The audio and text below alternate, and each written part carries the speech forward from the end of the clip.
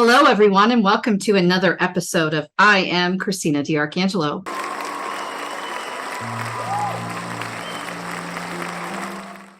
And with me today, I have a very special guest, Mrs. Joyce Gerber. Thank you so much for joining me today, Joyce. How are you?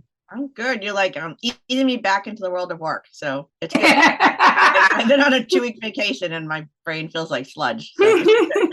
So well, at least this is a soft pitch, right? It's not exactly. It's not hardcore. Thank you for joining me today, especially since you have been out for a couple of weeks. And yes, it is hard to get back into work after, you've had a couple of weeks off. So thank you for joining me today. You're very welcome. So why don't you tell our listeners and viewers a little bit about yourself and your work and what you've been doing? All right, well, thank you, Christina. Thank you for inviting me on. I am the creator and host of the award-winning podcast, The Canna Mom Show. It's me. I have just completed my 3rd season. We're setting up for our 4th season in September.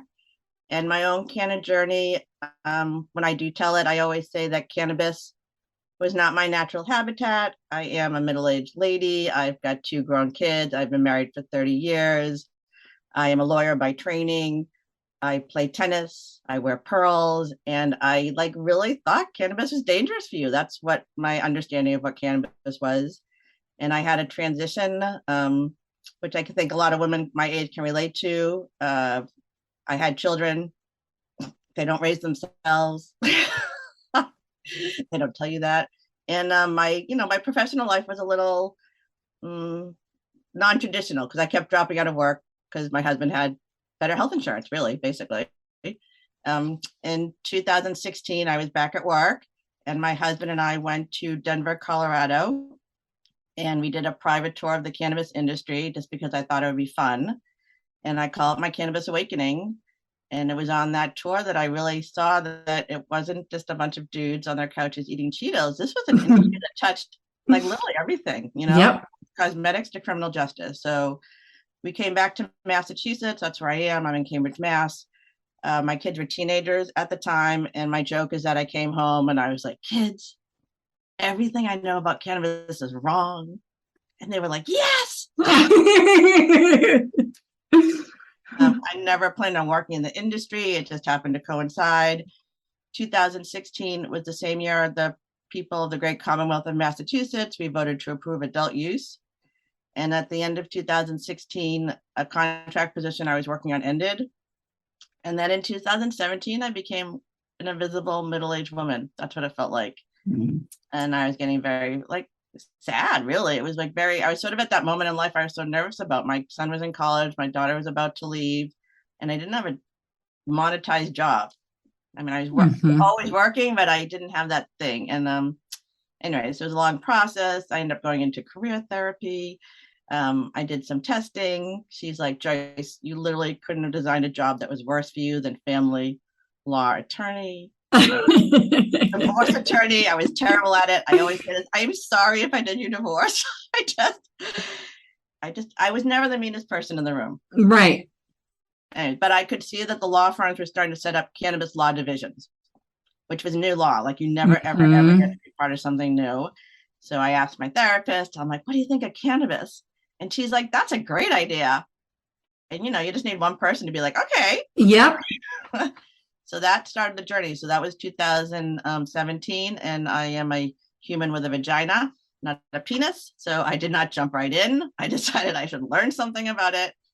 And it was sort of a year of learning, really. It was I heard the word endocannabinoid. I started hearing about the history and Harry Anslinger and all the crazy reasons why it was illegal in the first place. And I was meeting lots and lots of really amazing women who were talking about love and kindness and goodness and hope, which are literally words you don't use in law ever. Mm-hmm.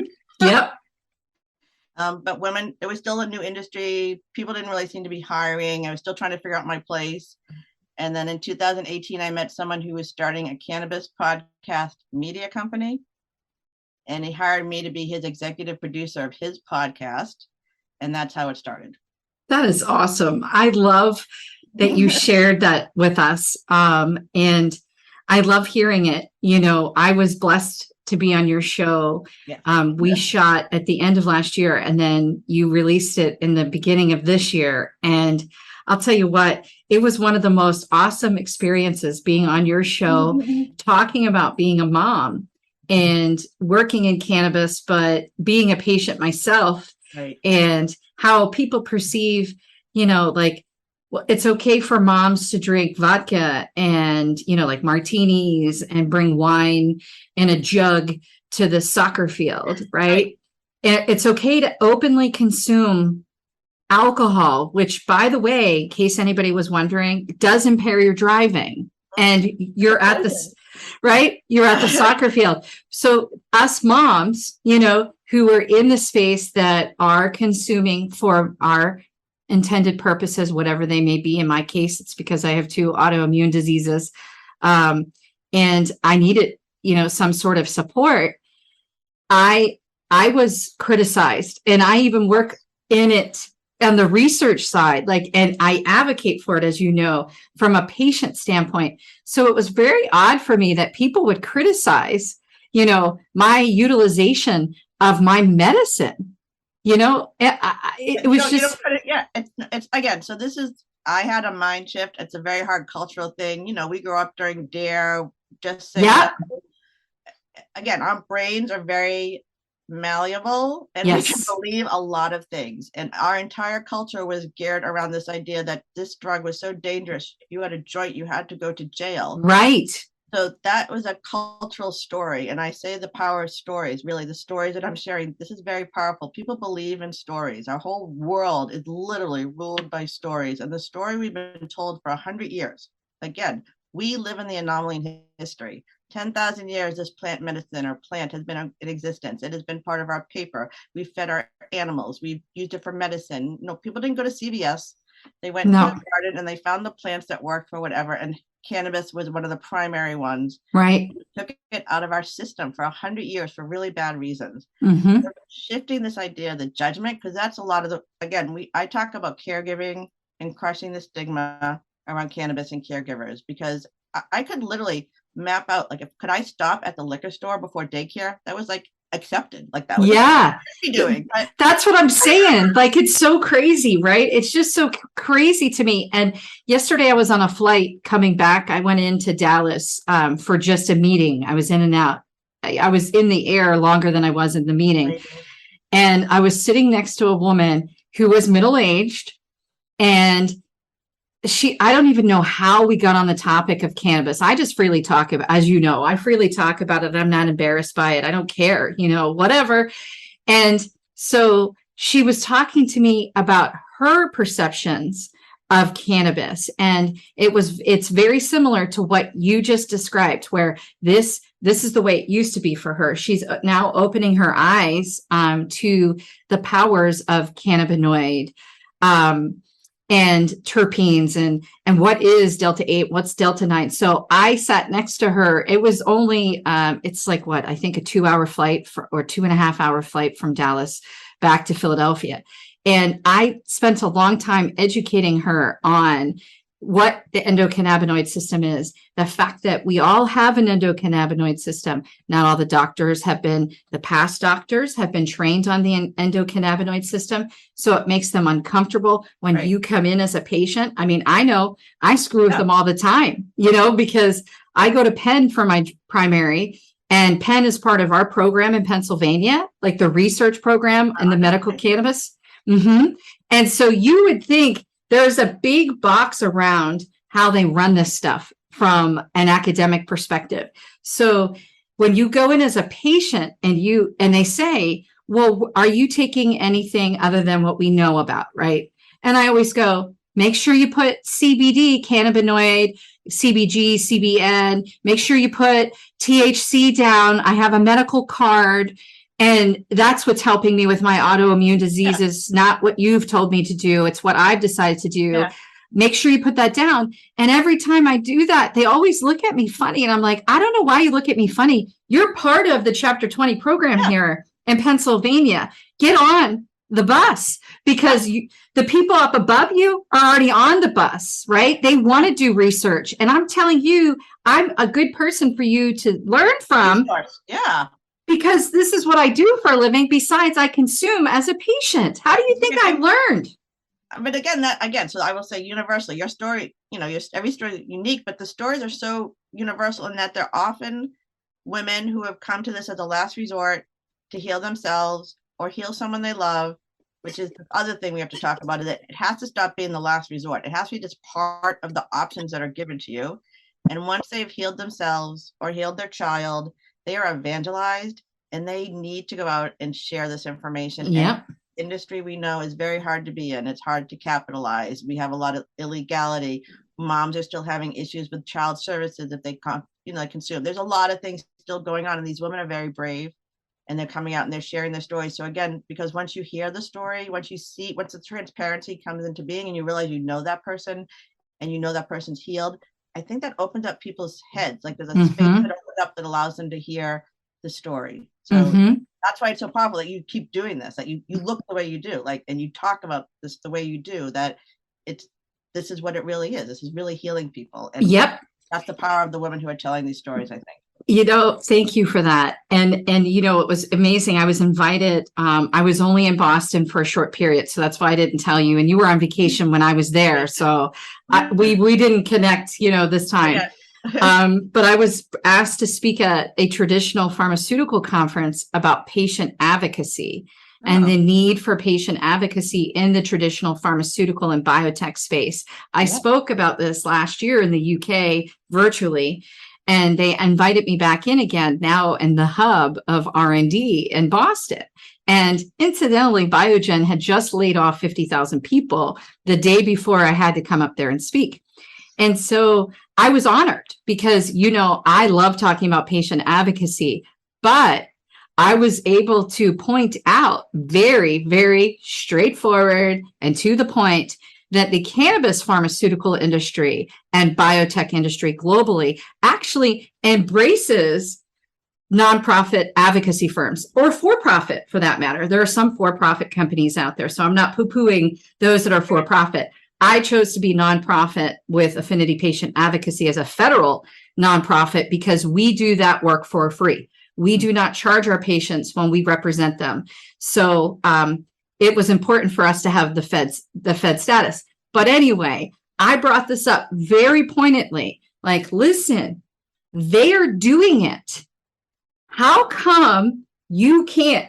How come you think you know so much about the therapeutic area that you're researching with respect to these patients that you don't think you need to align with a patient advocacy firm that's actually talking to these patients? I've talked to several moms that have come to us for various reasons, whether it's anxiety, depression, if it was COVID, palliative COVID, all these moms. And I've helped, I can't tell you how many of them kind of navigate. Even the lady yesterday on the plane, she has something that she needs help with. And so does her daughter, who's 15 years old. And she is now open to the idea. Her eyes are open to trying something. It doesn't have to necessarily be THC. There's ways that we can help people so you're not scared about the Delta 9. We've got to do a better job educating people and getting them to understand. Today, I just posted Marijuana Times because I just did an article for them about the importance of clinical research and patient recruitment and how you have to educate these patients. You have to explain what cannabinoids are and what terpenes are and the endocannabinoid system. All these things. Somebody comments on my post, on my brand, the trolls, who goes, well, it's been around for 85 years, the research. Really, dog? Because if it was around for 85 years, don't you think this would have been approved federally by now? Please stop. Please stop with what we're trying to do, which is educate people. And it's breaking the mindset that it's dangerous. Again, so my mother, I talked about this, my mom passed this year. Right. She was on a lot of pharmaceuticals. She thought that I was in a drug cartel. She did not understand what I was doing. Really? Oh my yeah, God. And she was just the truth. So in March of 2020, right before the shutdown, she was my last guest on my podcast. So my last guest to go into studio. So I used to go into a studio. Now I record in my daughter's bedroom. But so she came to work with me that day. I forget why. She just thought it'd be fun to come with me. And my guest canceled because of all the chaos that day. So my producer got my mother to put the headphones on, and I talked to her about cannabis on my podcast. It's called the Canna. We actually released it. Oh. Afterwards, we went to a dispensary just to show an adult use dispensary, and the dispensary owner gave us a tour of her cultivation center. And my mother was like scared. I'd say this a lot. She was like scaring them. Like she just would not believe what they were telling her. Like she couldn't open her mind to this. Anyways, but so she just wasn't a believer. And then my mother got so sick during the pandemic. I mean, the isolation and all the drama and everything. And they kept upping her meds and things were really bad. And she finally said, "Can I talk to one of your Canna nurses?" So I had a friend of mine do a conference with her, teleconference. And she was the first medical professional to ask why my mother was on such high other medications. And she started to help us introduce some CBD. But by the time we finally got my mother to believe in this, it was too late. And she started conflating the CBD with her dementia. It was just not a good match. But right. I keep hearing about these stories of people working with their elder relatives to help their end of life issues just not be so dramatic. Like what I saw my mother was so sad and so painful. My mother was a really kind, nice person. At the end of her life, she was so angry and she was so confused. And I mean, the truth is, we upped her medications at some point just to keep her calm, which isn't good. No. Anyway, to introduce cannabis in a way that would relax, like she needed to relax her mind. That is what my mom needed to do. And she just couldn't get past the stories in her head that this was really more dangerous than barbiturates and all the other things. All the other things that they had her on. And, you know, the same thing with my dad. When he passed in 2015, we did not have a program in Pennsylvania yet. So he refused, which was unbearable. I don't know how he did this because I don't know. He refused to take painkillers when his entire body had been imploded with cancer. His liver stopped working. His kidneys were shutting down. He had liver, lung, stomach, brain. So it even went into his brain. So then cognitively, he wasn't there, which was my dad's, that was his number one pride and joy, was his brain. Like he was amazing. He could negotiate contracts for the Teamsters that he represented on the Turnpike, 200-page contracts by memory. Everything was by memory. My dad was brilliant.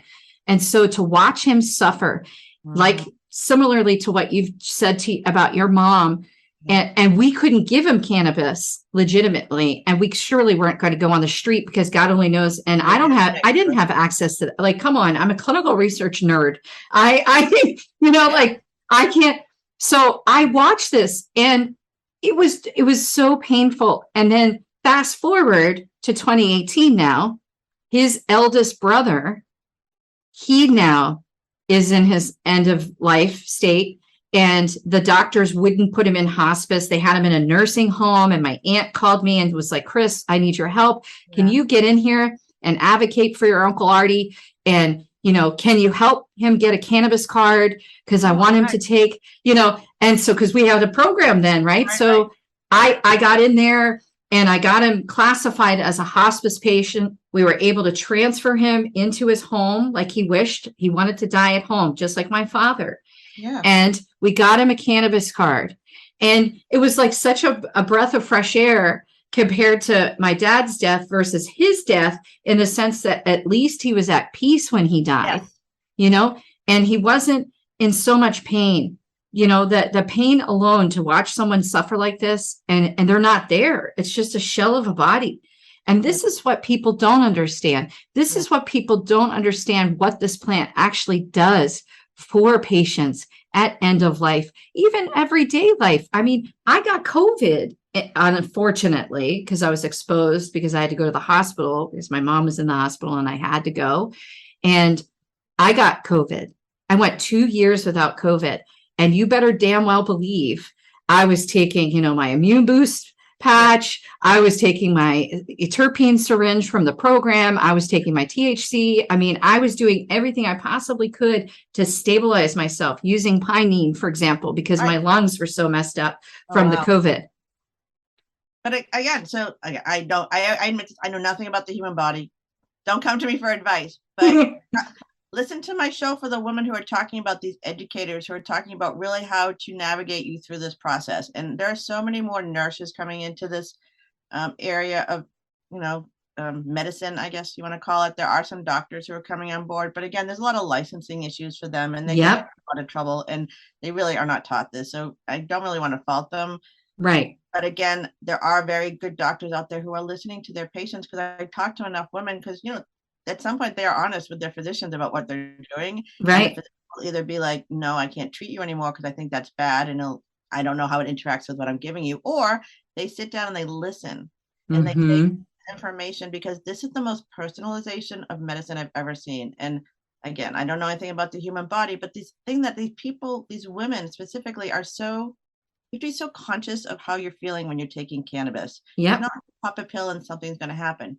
It's part of your integration. It's part of like the mindset, because the mindset is really the thing that's kind of probably healing us at this point. Being able to calm down and being able to be present in your life. And as an attorney, I was never present. As a mom, I was never around. And I say this all the time. When my kids were little, I could have used it. I could have calmed down and sat on the floor with them, instead of, I always got everything done. They were always fed, they did school, they did all the things, they had enough money for college. I did all the stuff you're supposed to do, but I didn't enjoy it the way I should have. And I tell young moms this too. If you're feeling that moment of stress where you feel like the world is spinning and you're not going to get anything done, that is literally the moment to stop. You move yourself, do whatever you need to do to give yourself a timeout, take a hit or something, and calm back down, come back into your bodies. And that is how it's going to help you be a better parent. It's not going to make you loopy. It's not going to, you're actually going to like them more. This is the other thing. You probably think they're funnier. Yeah. I feel like, well, because you're more awesome. You're relaxed. You're relaxed. You're not so uptight. You're not worrying about the smudge mark on the wall. Because as moms, we worry about these things. We worry about perception of, oh, well, our household isn't clean enough, or because we're professionals and we're successful and we're moms, well, we can't go and sit in yoga at 10 o'clock in the morning like these other stay-at-home moms are. Like, no offense, I love stay-at-home moms. I have friends that are stay-at-home moms, but I always have a hard time relating with them, because I'm a corporate, I have how many companies, and I make time for my son all the time, but you're judged. Yeah. So anyways, again, this should be part of our lifestyle. It yes. Scary. It isn't anything bad. It isn't detrimental. It isn't anything that we've been told. And again, this is the other really phenomenal thing I think about the cannabis industry. We have our own problems, but I only talk to women in the industry at this point. So the joke is, oh my God, there are men here too.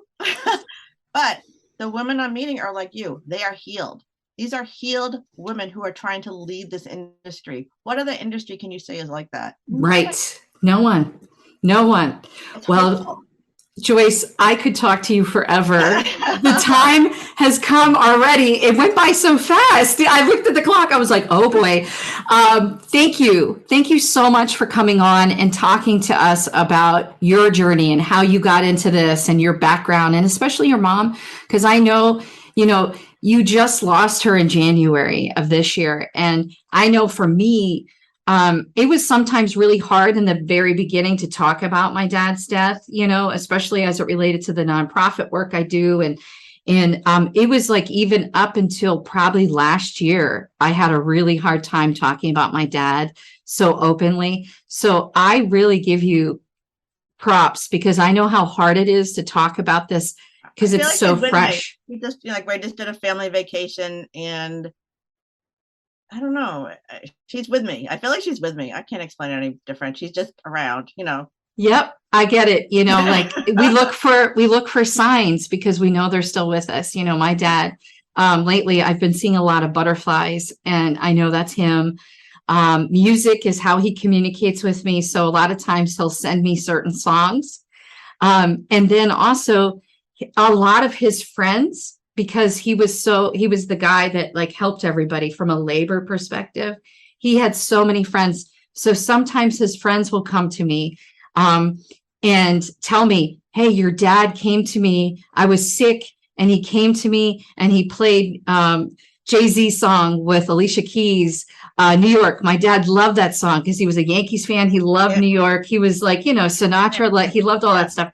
And so like getting calls from people, you know, telling me this stuff, it reminds us that they're still with us. So thank you for sharing that. You're welcome. Because I know it's hard. I know it's really, really hard. And again, the cannabis has helped me process this. I have, you know, again, I am like a white lady tennis playing pro, and that really is who I am. And I've met so many interesting people in this industry, people I wouldn't have met, you know, ganja priestess culture, people who are kind of getting me into this.